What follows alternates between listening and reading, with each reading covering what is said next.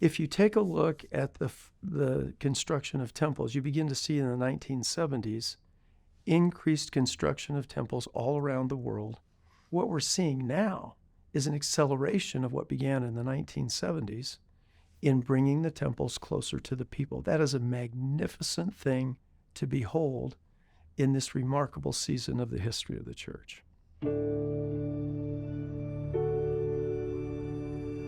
I think this is one of the great indications that the restoration is ongoing.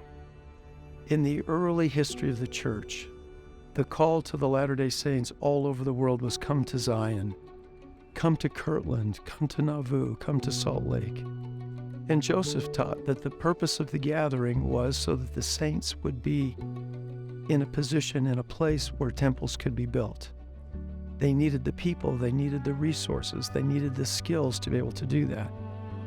But that began to change in the administration of President Kimball, when he and other church leaders said, no, stay where you are. Don't come to Salt Lake City.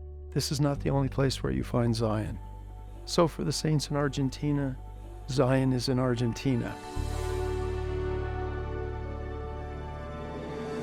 The great blessing is that in a world that grows increasingly dark and increasingly wicked, access to the power of godliness through the covenants and ordinances of the gospel of Jesus Christ is one of the greatest spiritual resources and blessings the members have.